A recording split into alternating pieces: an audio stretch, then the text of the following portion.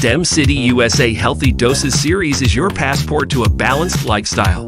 Hosted by Dr. Tiffany Anderson and presented in the Boston Scientific Auditorium.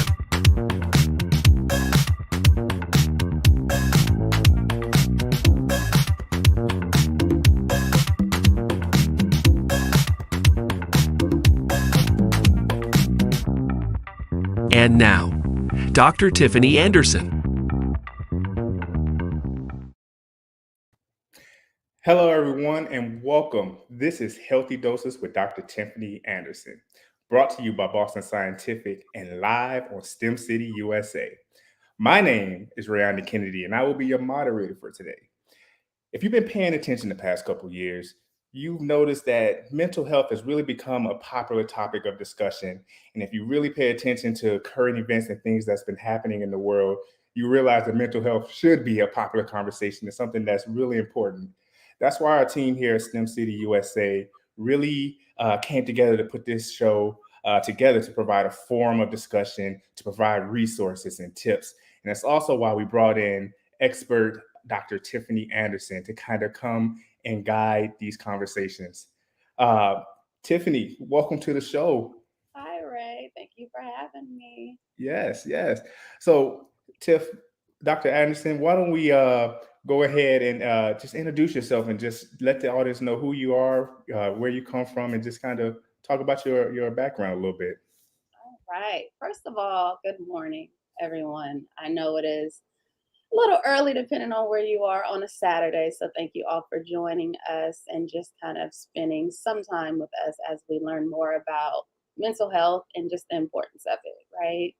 So yes, my name is Dr. Tiffany Anderson. I am born and raised from California. My background is I have a master's in marriage and family therapy and a Ph.D. In counselor education and supervision. I am the owner and CEO of Crown Therapy LLC, where I work with individuals, families, and couples in the Black community. I really am here and in this profession to be the change that I wanted to see. I wanted to be the person that I did not have growing up, the person that I can go to, that I can talk to, where there wasn't necessarily bias, because family and friends, there are bias, right? And so I wanted to be that person that someone can come to without the fear of being judged. Without the fear of being shamed for just who they are or certain decisions and behaviors. And so hence becoming a therapist, but also allowing my gifts and spirituality to lead me in the therapy room and recognize that a lot of what I do cannot necessarily be taught in a book. There has to be an inner knowing and an inner understanding of who I am and how I can utilize my own life experiences and help other folks. And so ultimately, that is what I'm doing. That is what I love. And that is truly my passion. That's great, Tiff. Today's topic, we thought it would be really important for this show that's talking about mental health to really discuss what is mental health. Like I said, it's been a popular conversation, but there's still a lot of stigmas and a lot of preconceived thoughts about therapy. And so one of the things that I want to do is really have this show kind of define and talk about those stigmas and really try to demystify therapy and kind of open it up for a possibility. And so we're going to jump into that conversation, Tiffany, right after this message. Hi. Just really excited to get my hands dirty and just get to work on the digital health platform. To gain some more hands-on experience in the areas of accounting and finance. Learn a bunch of new information that I probably was not exposed to previously. I need to work on real-life projects and to apply the skills that I've learned in my degree. Medical devices has always been a dream of mine. Learning about SAP, forecasting, and just supply chain as a whole. Really excited to actually be able to do it with actual people who are being impacted by the company and the products. Connecting with people from all over the country and all over the world. Learn, adapt, and apply something to Boston Scientific. Just being part of the BSC's inclusive culture. See how my engineering degree can be put to use in the industry. Just getting as much experience within quality systems as possible. Having a lot of fun and helping out people at the same time. Expanding my network and seeing how my coursework is applied to the real world. Learn more about the different roles. So there's manufacturing, there's quality, there's R&D, there's people that work in the lab, and all of them are in this building. A great opportunity for me to learn and grow as an engineer. And I know it's going to be a fantastic summer.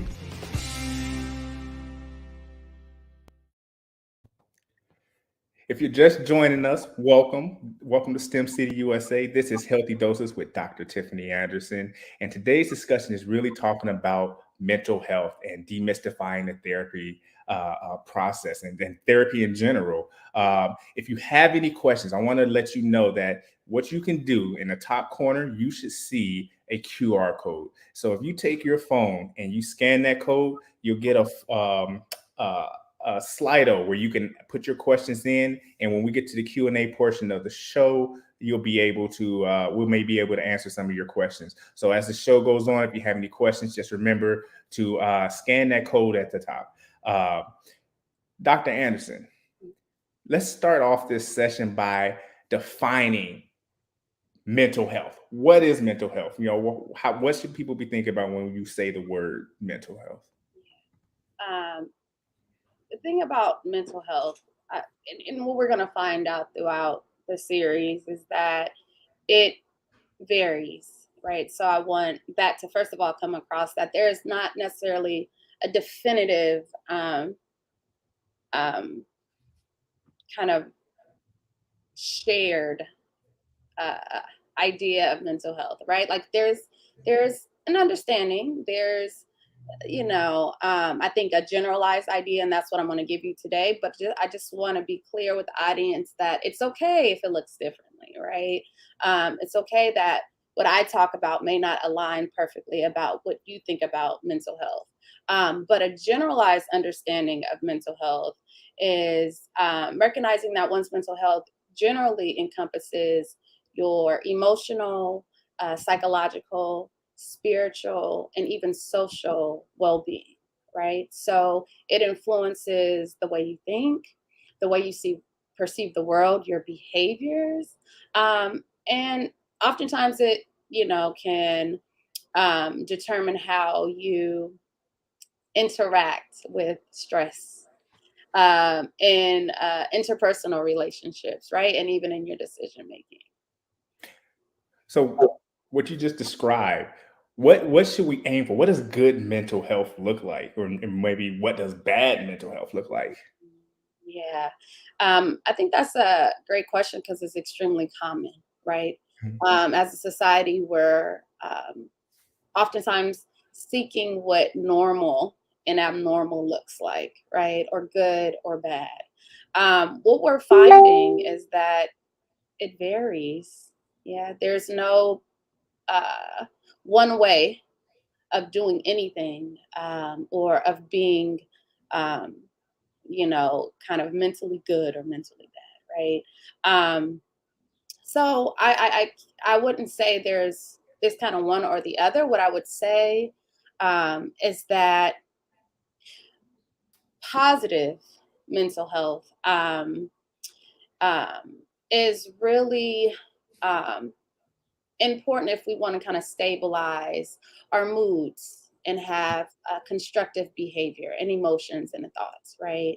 When we focus on mental health, we increase productivity, we enhance our own self-acceptance and self-esteem, and we improve our relationships, right? So if we think of positive mental health, it's really one that's consistently seeking overall well-being.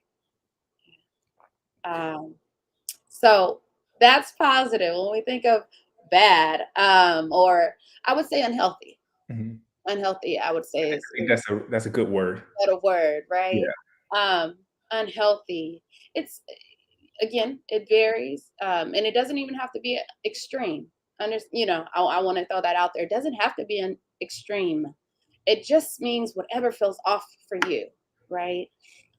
So severe could look like not being able to get out of bed once a week. that can still be considered severe for a person that's usually up and effervescent and, and moving. And does that make sense? So It makes a lot of sense. yeah, so it could still be considered unhealthy. It doesn't have to be extreme or severe. And so that's why it changes from person to person, because only they can really tell you what that looks like. But unhealthy really means when we're unable to stabilize our moods. Yeah. When we feel like we're not in control of how we're behaving, how we're responding to conflict, either with others or inside of ourselves. It could look like how we're treating ourselves, how we're taking care of ourselves. If our self-care just completely like decreases, right? That can be considered unhealthy mental health. So basically what you're saying is it's a spectrum. Like there's no right or wrong answers. And ultimately it comes down to what you're feeling and what you're going. So if I'm feeling down, or just feeling off, when do I know it's time to seek out therapy? When do I know that I should probably start seeking help, or, this might just be, I'm having a bad day. People have bad days. Absolutely. So what does that line look like? When do I know it's time I need to call Dr. Anderson? I like how you said that we deserve a bad day. We do. We all are deserving of sad days, of mental health days, right? Where we call out just when we're not feeling it, right? So I want to normalize that first, that we are deserving of days where we just don't want to do. Yeah. And we live in a society where we're constantly doing. Yeah. And that's the expectation. Not even if we want to, right? That is the expectation and the speed of the society in which we live. And so it's okay to not feel like yourself, especially when the world around you doesn't necessarily feel safe, right? And it's okay to feel off and fearful of what's happening around you. So I want to say that first, because that doesn't necessarily mean you must go seek help. It can just be a moment. I think when that moment turns into several moments where where you feel like you can't get yourself out of this funk, where you feel as if the tools that you once used are no longer working. When you feel as if you don't feel yourself. Right. You don't feel yourself. And so those are subjective experiences because they change from person to person. But I think one of the big things is, when life changes and you have an experience and, you're going through those emotions and you're just like, this feels different. I don't know what to do in this moment, or I don't have the necessary tools to get myself out in this moment. That is one of the telltale signs where you may need additional support. So let me just recap and kind of summarize what we just said here. So mental health is a spectrum, right?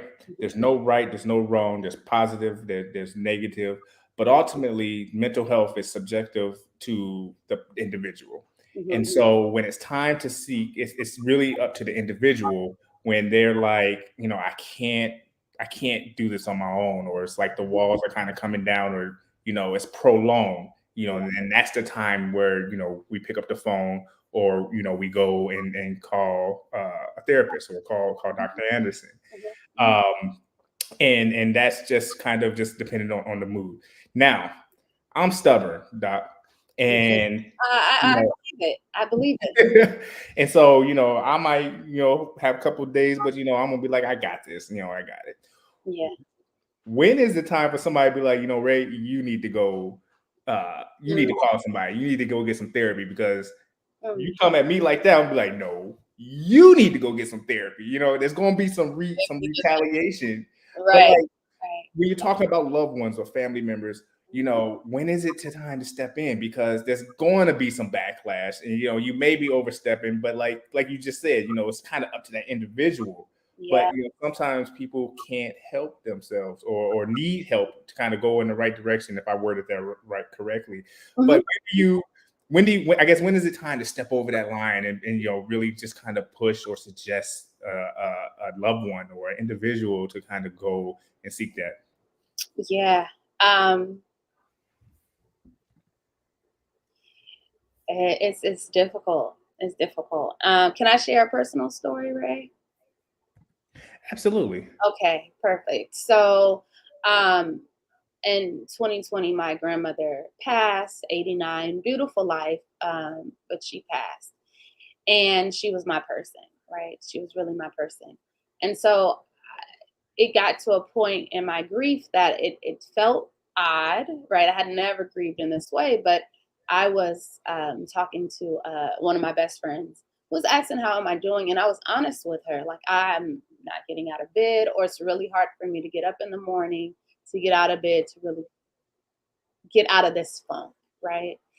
And I remember her saying, I think you need to see someone. I think you need to speak to someone. And I was like, you, Ray. I was like, I got this.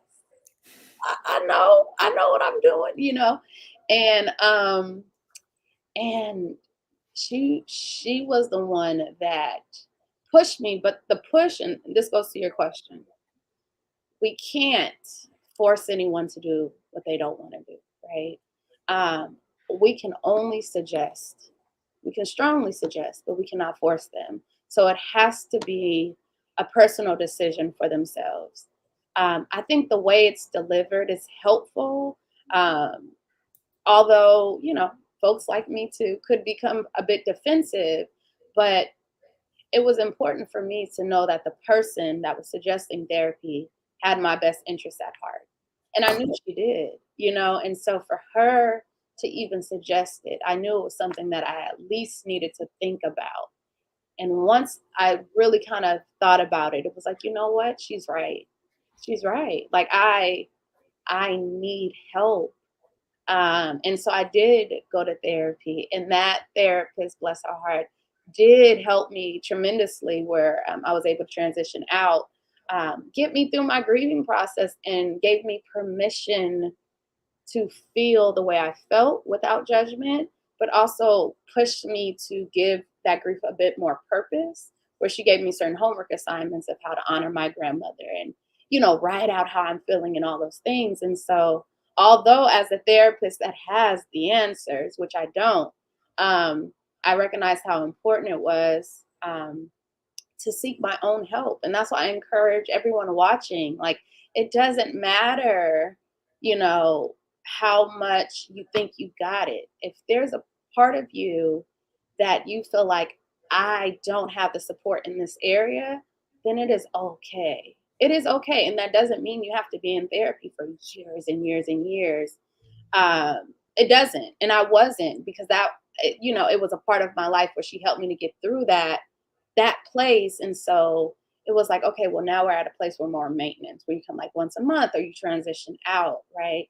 But it saved my life. It truly saved my life. And I never thought I would be at necessarily that place where I got so low that I needed to, that I didn't have the tools. As much as I work and do this work, I literally did not have the tools to get myself out of my own hole, right? And so it was like, okay, that is when you need to seek therapy. So that is just a personal example that when the person asking you, if you believe that they are genuine in their request and that they have your best interest, at least consider it. Well, first of all, Dr. Anderson, thank you for sharing that story with us and really kind of illustrating that for us. But now I'm gonna get a little tricky with you because I'm from the South Side of Chicago, and we talked about me being stubborn, right? Because what you just told me was a really positive experience, right? Somebody you love came to you, suggested it, and you was very open to it. Now let's just say you talking to me. And you go, you should go, and the Chicago come out, and it's like, no, I'm not doing that. I start getting the attitude.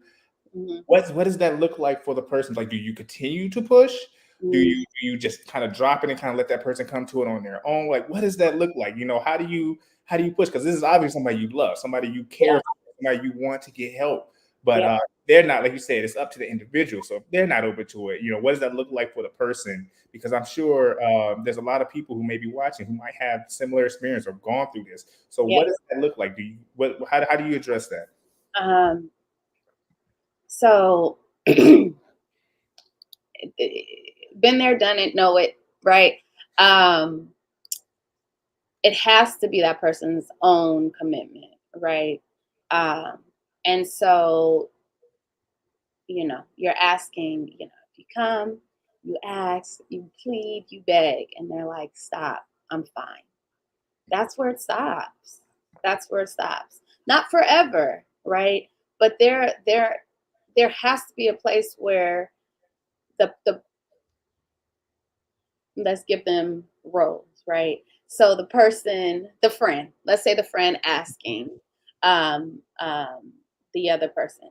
So there has to be a place where the friend recognizes that they are limited in this space and that they can only suggest, but they cannot force the person to commit. Yeah. I do say this though. If that person is demonstrating certain behaviors that are like unhealthy or detrimental, you can prevent them from doing those behaviors in front of you or around you and create a boundary around that. Does that make sense? Yes. So where it's like, well, it could be whatever. It could be whatever. But when they're in your presence, you say, okay, that type of behavior is not allowed around me. So if you want to continue to be in this space with me, then you cannot practice those kind of behaviors here. Yeah. And so you can't force them to stop. You can't force them to start therapy, but you can create a boundary around their behavior around you. So then it is continuously reinforced that you have their best interest and you only want the best for them. But their commitment and willingness to improve their mental health is their decision. Dr. Anderson, thank you for that. And I have one more question before we go to the break. And we're really going to come back and really start going into some of these stigmas and really start demystifying the therapy session. Yeah. But you said something in your story that you shared. You said that your grandmother was your go-to. That was your person. And so when we're talking about mental health and seeking out therapy, do I need to seek out therapy? Or if you have a go-to, if you have, you know, an anchor in your life that you can go to, is that, you know, is it better to go to them or is it better to go to therapy? Or, you know, what does that look like? Mm-hmm. That's a good question. I wouldn't say better one way or the other.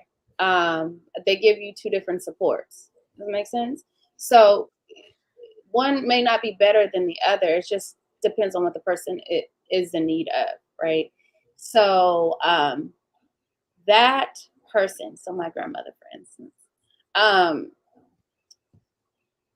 at the end of the day, she loved everything about me, right? Right? That's beautiful, but that's also called bias, right? In certain circumstances, I could do no wrong, right? I can do no wrong. So if I had a situation, Granny had my back one way or the other, right? Not saying she wouldn't challenge me, but not to the place of a therapist that's unbiased, right? That doesn't have that kind of connection, and recognizes that I am there for help, right? Not to feel good. And so it depends on what you're seeking. So if you're going to your person for encouragement, for love, for the things that they've always been there for you, that they have always done for you consistently, that is fine. Go to your person, but you can also have your person and a therapist, right? So you can have your person that that allows you to know that you are special, and that you are meant to be here, and that they will always have your back. And then your therapist is there really for you to check in on certain detrimental behaviors or to see if there's different or better ways of doing certain things in your life, right? And so my granny is not my therapist. I didn't go to her for therapy. I could not. You're right. But that wasn't her role in my life. And so I think we have to just understand a person's role and what they can and cannot do. Yeah. So if you are going to your person for therapy or for them to necessarily like provide you the tools and the necessary, information for you to move forward in difficult situations, they may have that, but they may not. So you get to decide if this is something that I need further support with. And you know how you leave that person and you're like, it's not really what I needed. I needed. Then you need additional support. Does that make sense? Yes, that's clear as day. Yeah, you need additional support. Yeah. But only you know.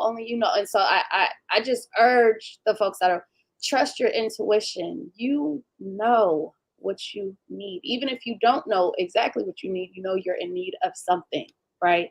And so trust that intuition and go with that. But your person should not be your therapist because they can't. And you don't want to interrupt that beautiful relationship you have with your person by kind of placing and dumping all of your issues and problems and expecting them to fix them, because that is not their job. Got it. Dr. Anderson, thank you. We're going to take a quick break. You're watching Healthy Doses with Dr. Tiffany Anderson.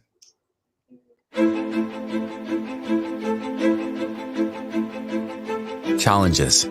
We all face them, but some people are drawn to them, inspired by them, transformed by them. To those drawn to challenges, there's no time to wait for someone else to solve them. Accepting this path means accepting all of the difficulties that it comes with.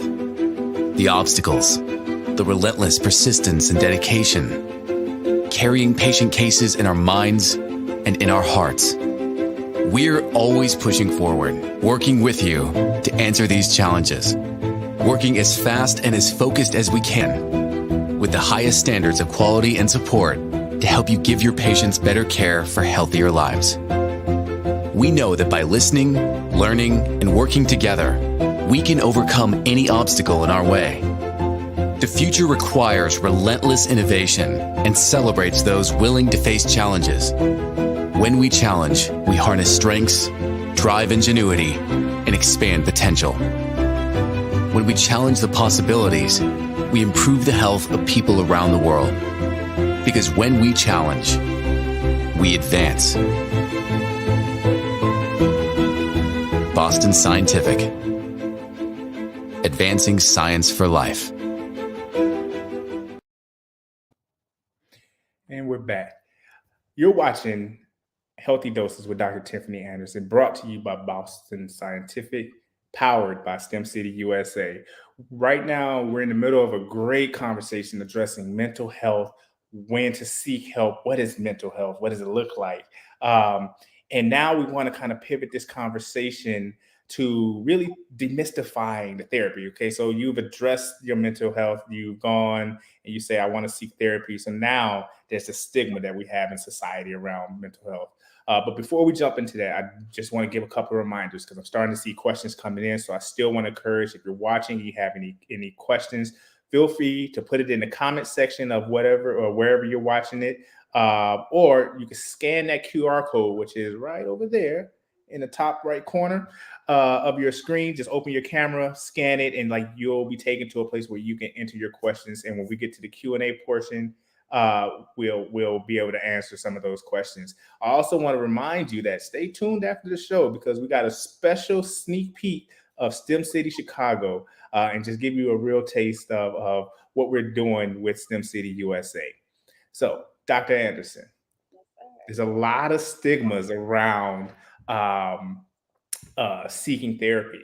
And so my first kind of stigma that I want to address is, oftentimes people think that therapy is for, the most common, diagnosis, the ones that we've all heard of.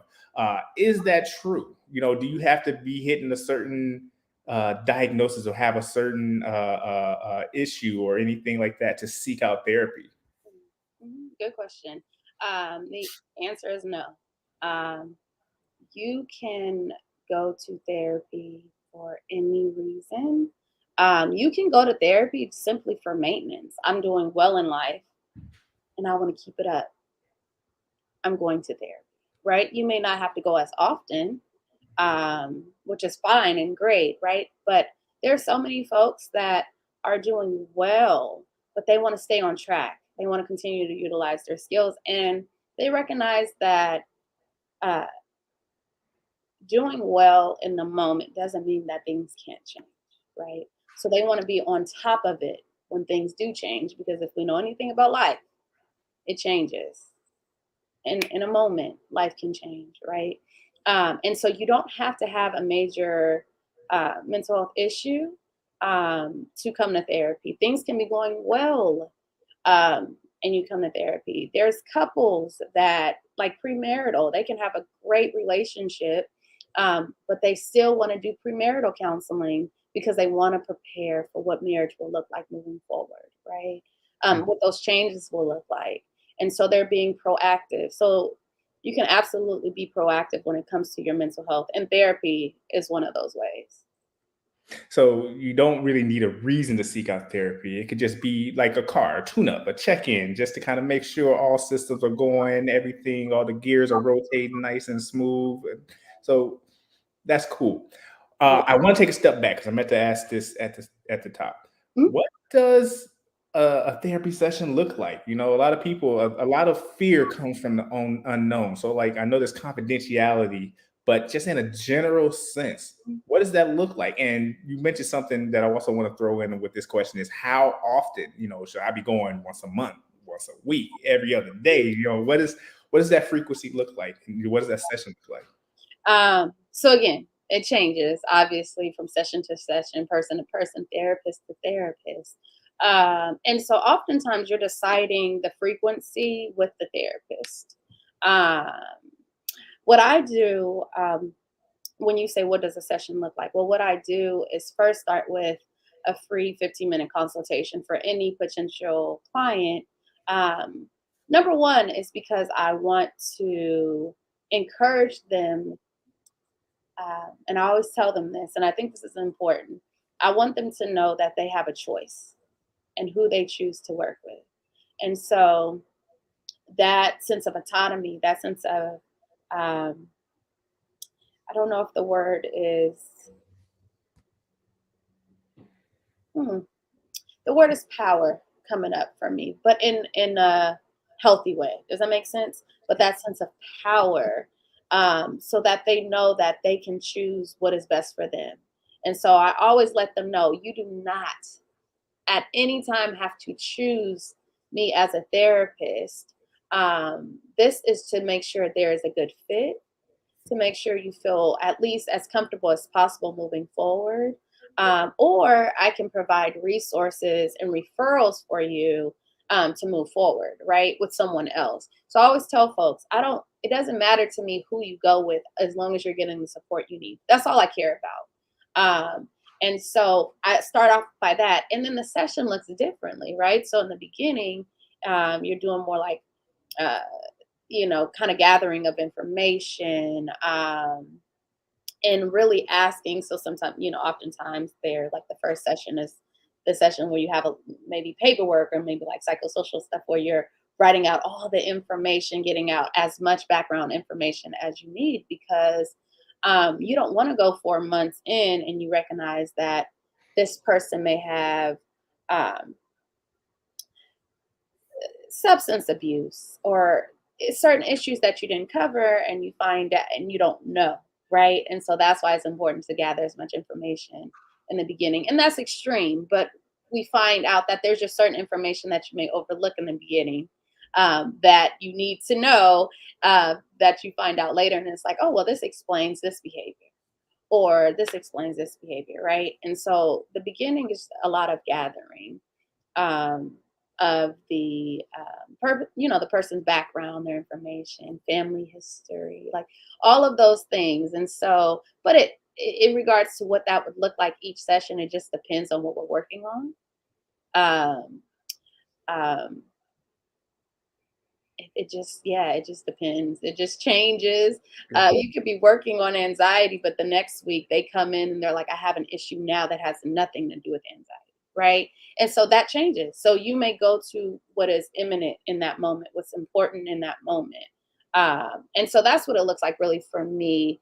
I allow the client to take the front seat. I always say they are an expert in their lives. I am not an expert in your life. You are the expert. So I allow them to take the front seat and lead. But for me, similar to what you're doing today as a moderator, right? Like that is a lot of what the work that I do, because it's important for folks to know that they do have the power of choice. And a lot of folks that I work with that look like me do not feel like that in society. So it's important for me to reflect that back and let them know that they are the expert in the room. Yeah.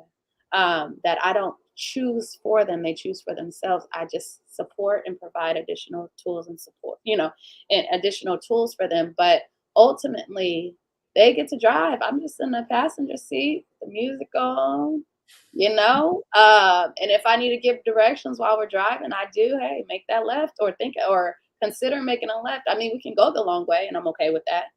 Or we can take a shortcut, right? But it's up to them if they turn, keep on going, right? I'm just there for the ride. You're the GPS? Is that what you said? Yeah.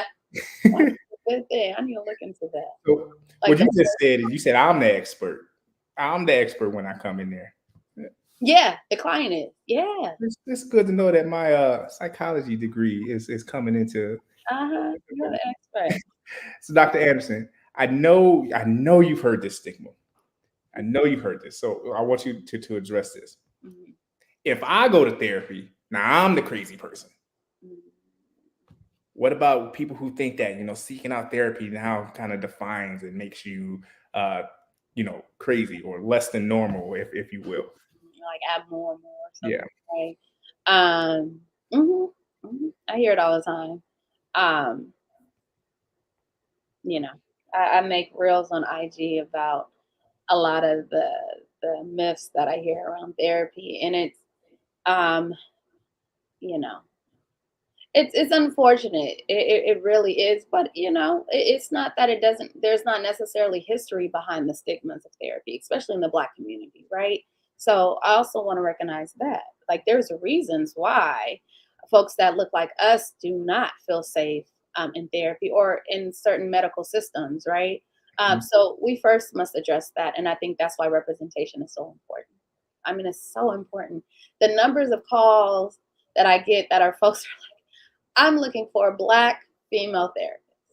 Again, the power of choice.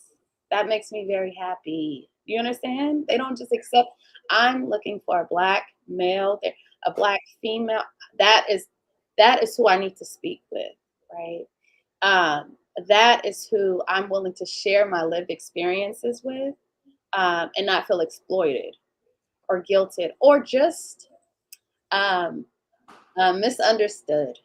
Or just misunderstood. There's so many things that don't have to be explained to me because we share the same culture and many of the same shared experience, right? So you don't have to explain a certain word or certain languages because I get it. We would come from similar places.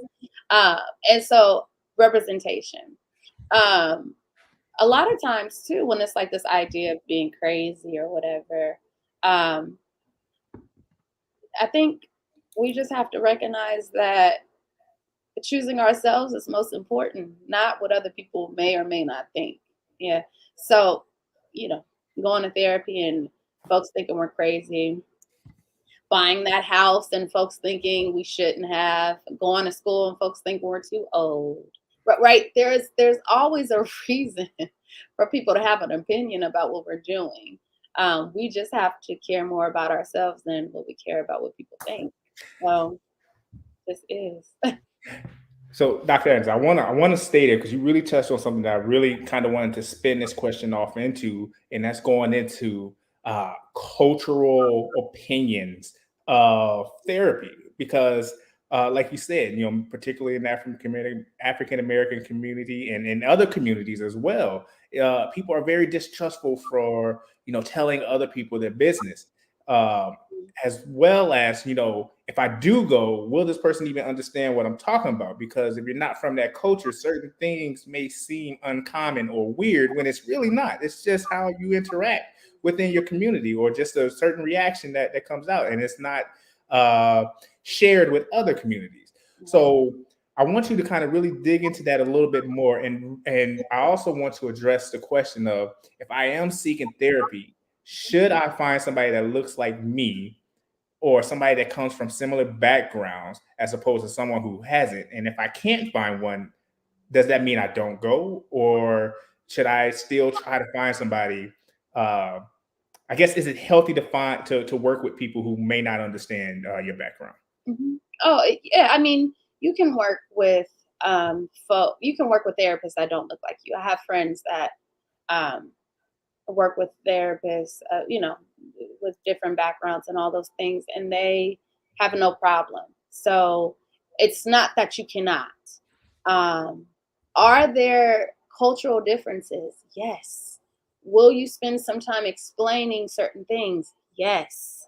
Can they still support you in the way that you need? Most likely. Most likely. Is it a different experience for many folks when working with people that look like them? Yes. And there's a lot of research that backs that up, right?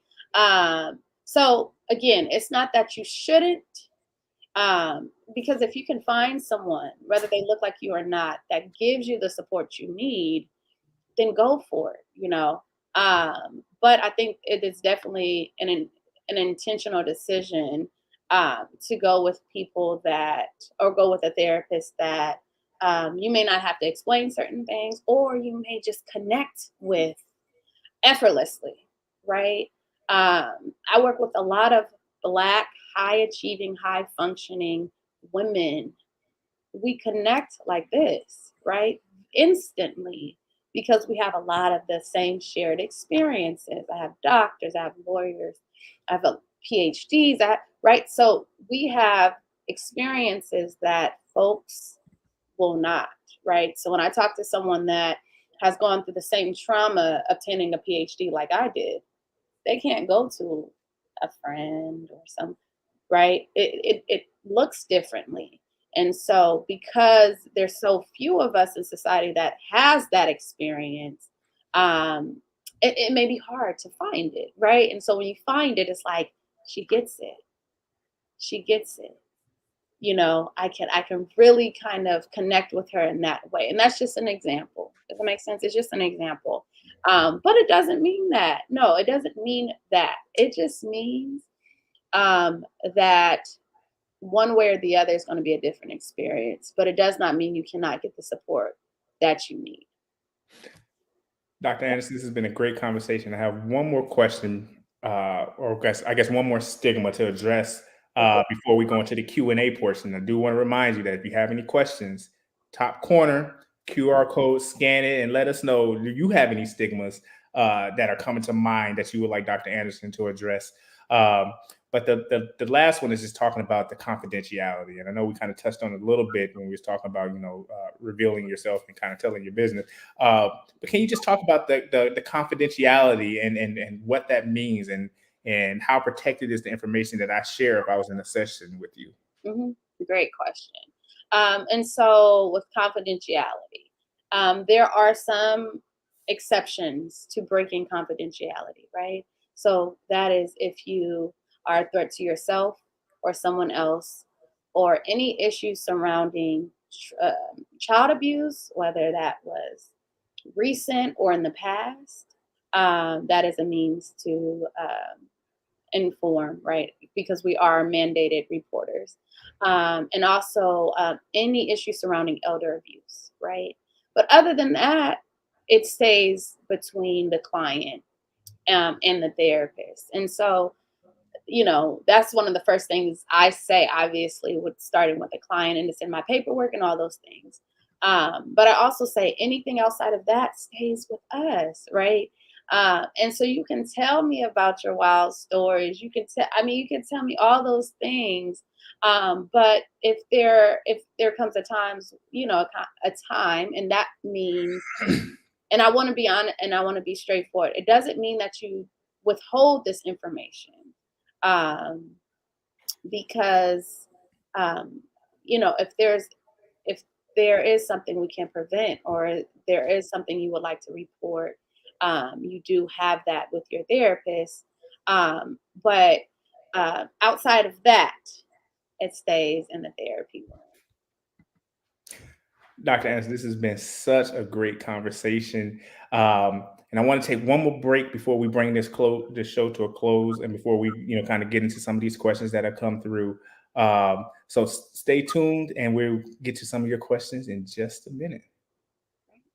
Calling all future STEM pioneers, leaders, and career champions. Join us on every second Saturday of the month for the BEA Career Day. BEA STEM Career Day is all about creating opportunities for students to venture into the world of STEM through the eyes of professionals. You'll meet mentors and presenters that will give you a sneak peek into the many options available to you in the field of STEM. Hosted by teen ambassadors, you'll find yourself among inspiring peers just like yourself that are aiming high for their future. To take part in the BEA STEM Career Day on Zoom, visit fullstemahead.us and register for the next session. Again, that's fullstemahead.us. BEA, becoming everything you are.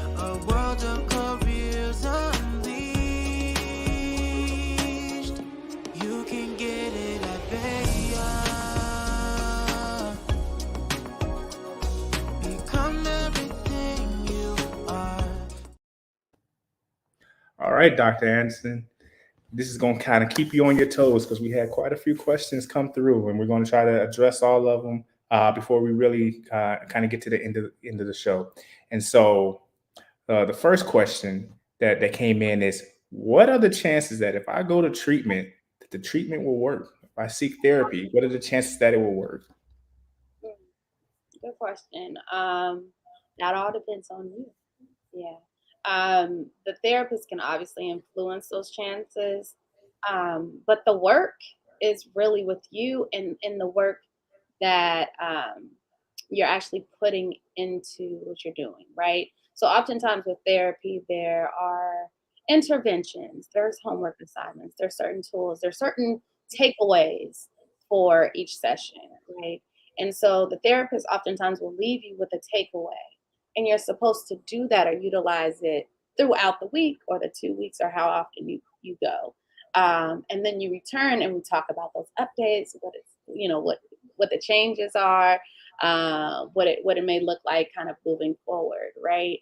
And so the chances really lies within you. Now, if you feel as if your therapist is not supporting you in the way that you need, and that maybe their method is not working, then that's a great way. It may be time to seek other supports, or something different. But if you're like, okay, this is going well, I'm feeling as if I'm making the necessary changes, now that success rate, we don't know the numbers, right? But you get to determine what that looks like in your life and what success looks like for you.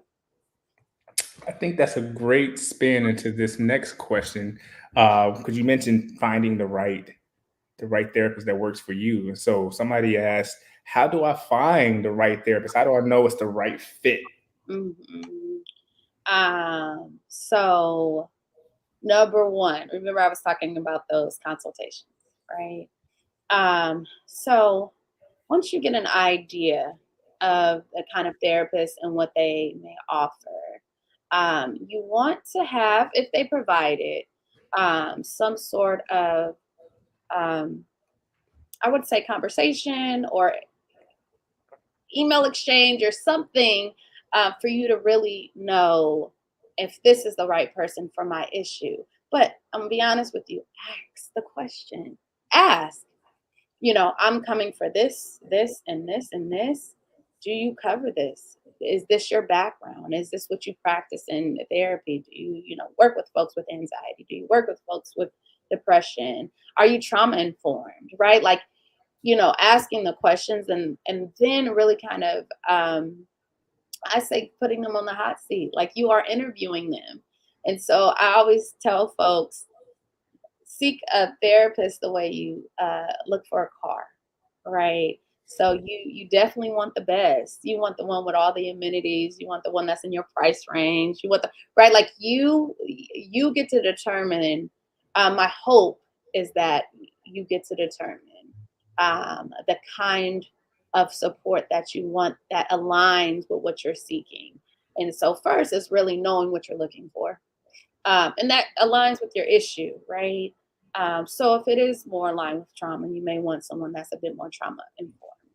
A lot of therapists have certain specialties, so you look for those with your specialty. So even if you're searching and you may type in depression, a bunch of therapists, will pop up depending on what certain, tool you're using to search for therapists, whether that's Psychology Today or Black Girls in Therapy, or right, like just the various tools that are out there. Kind of be very specific as you can to see if they are the ones that are trained within your issue. Our next question, I think this is all still kind of following line. What's the most important quality a person should look for when searching for a mental health therapist? So we know that it's very subjective. I'm just gonna speak for my opinion. That's gonna vary from person to person, obviously. But you're asking me the question. The best quality. Let's magnify it. What are some important qualities to you? I like that. I have to start with authenticity. I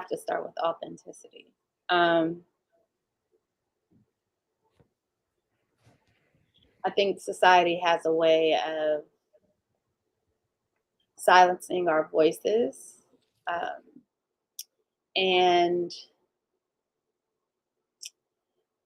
encouraging folks, especially Black folks, to suffer in silence and to put on a mask to in order to kind of play the game, right? Or survive. And so with my own personal journey, there's been a real digging of living in my truth and in my rawness, and bringing that to the therapy room every single day. And so that is a daily challenge for me. Not a challenge, but I would say it is a obligation for me, that in order to work with folks that pour out their life stories to me, that I have an obligation to show up as my true authentic self with them every day. Yeah. So that's number one for me, authenticity. Genuineness is always a beautiful thing because, I hear stories. Another one would be, as for a therapist, right? Having a non-judgmental approach or stance. I don't care what story you want to tell me, how absurd you may think it is, how dramatic you may think it is. I just want you to be able to feel comfortable enough to just be you and tell me your truth without feeling as if you're being judged, because who wants to be judged? Who wants to be judged while telling the truth? Like no one deserves that. And so I think it's very, very, very, very, very important to have a non-judgmental stance. You may be able to support them and say, okay, that may not be the most healthiest thing to do. And you can still do that without being like, oh, shameful, bad. Does that make sense? So I just try to, stay clear of that. But also, I'm not in a place to judge. If I put it up to y'all maybe have a judgment about me, So I am not in a place to judge. So it's easier for me to just come from that stance, because I don't, how dare I? Like I have no stance in that. So, okay. Sorry, you know, I can get to talking, right? So non-judgmental, and then let me add another one.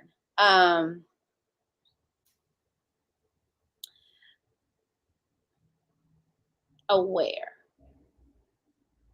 That they are aware of their own biases, implicit bias, their own, the ways in which their bias may show up. Yeah, that they are aware, and that that's not interrupting the therapeutic rapport. And that's for all of us. So we got honest, genuine, non-judgmental, and aware. Authentic. Authentic and aware. Authentic was the first, yes. Yes. And so, yeah, Dr. Anderson, this is great. I have one more question that I really kind of want you to address really quickly because we have a few minutes left in the show. But this question came in, and it, you know, when we talked about it earlier, we were talking about it from the friend who's addressing someone saying like you need to go to therapy. But this seems to kind of flip it on the other side. If I need help and somebody's telling me, how do I let people know? How do I tell people that they do have or give them signals that they have permission to address my feelings? Okay, reframe the question for me.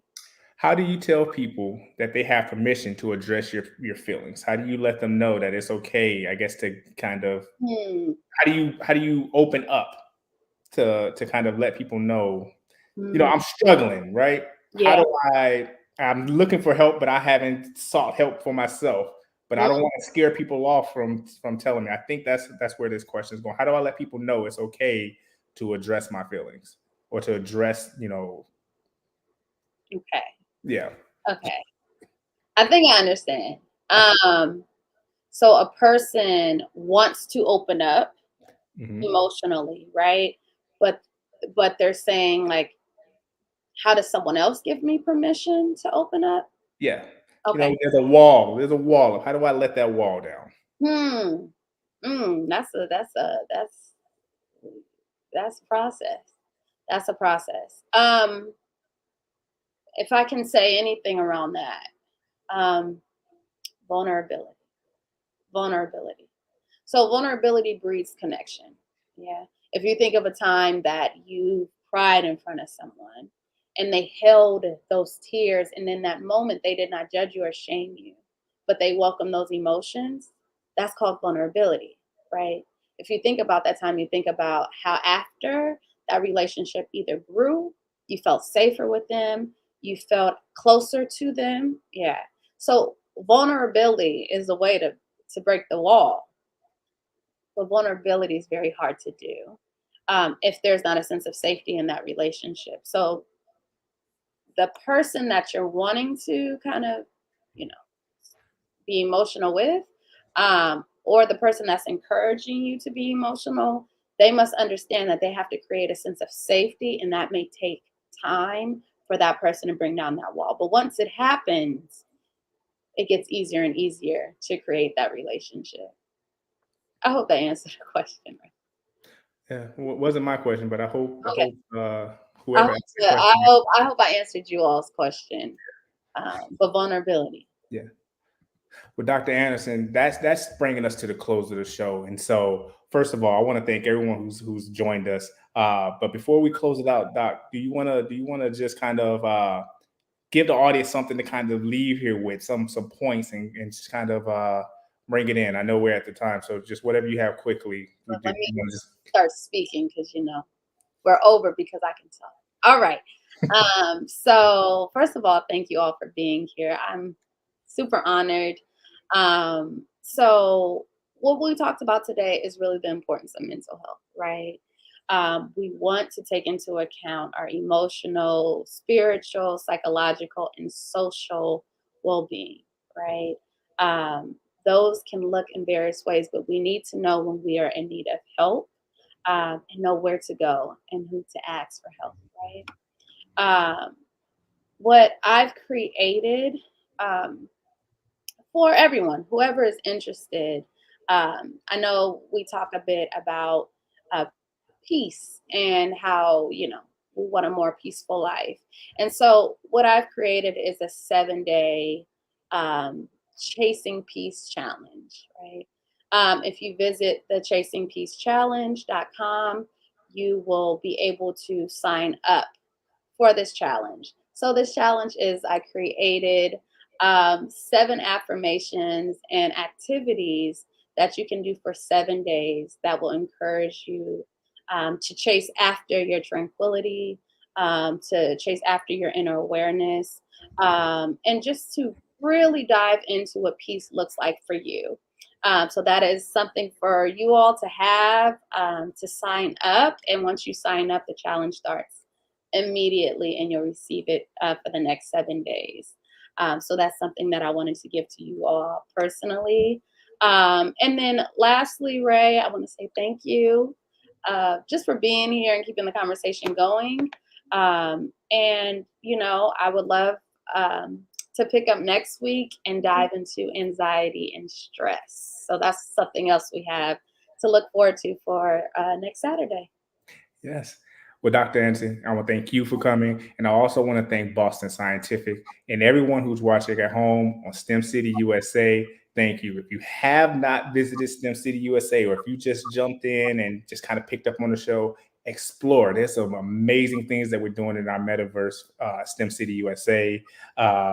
Just check it out. Explore. There's something in every click. You're going to find something new. So be sure to join us. Thank you again to Boston Scientific for sponsoring, and we hope to see you next week, 11 a.m. here on STEM City USA, where Dr. Tiffany Anderson is going to be talking about anxiety and stress. And I know I got anxiety and stress, so I hope we can offer some tips and some information that can help you with that. And so, like I alluded to earlier, as we close out the show, I'm going to show you a preview of STEM City Chicago. This is just one of the next phases of STEM City USA that's soon to come. Keep your eyes out on it. I hope you enjoy. See you next week. All aboard. Step up, ladies and gentlemen. Doors are closing. Good day, ma'am. Good day, sir. Thank you for boarding. Have your tickets ready. Next stop is downtown Chicago.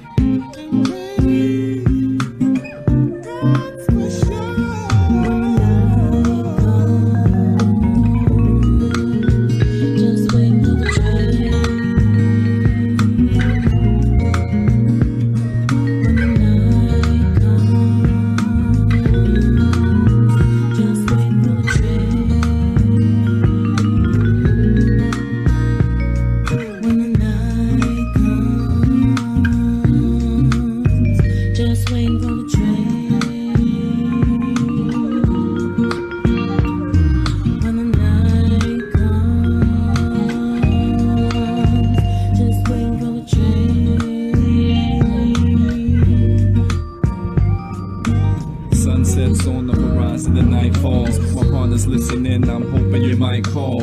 Waiting for your words forever, they're unspoken. Promises are made forever, they're unbroken. No breath, no sight, eyes wide open but with no light. Everything about it seems so right. Darkness comes, but I can feel you through the rain. The fire's still burning while I'm waiting for the train. The train, the train, the train.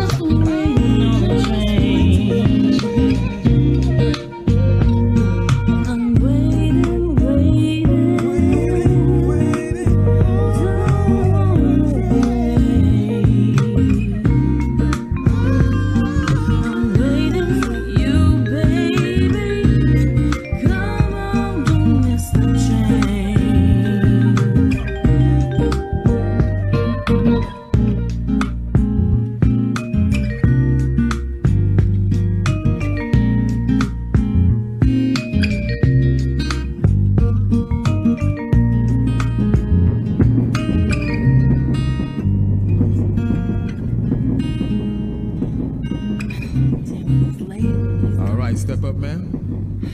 You can't wait 5 minutes? I have to close the doors. Is there... Just 5 minutes more, please? I cannot wait 5 minutes, ma'am. I am sorry. I got a load full of people to get downtown. You can't work with me at all. I'm sorry.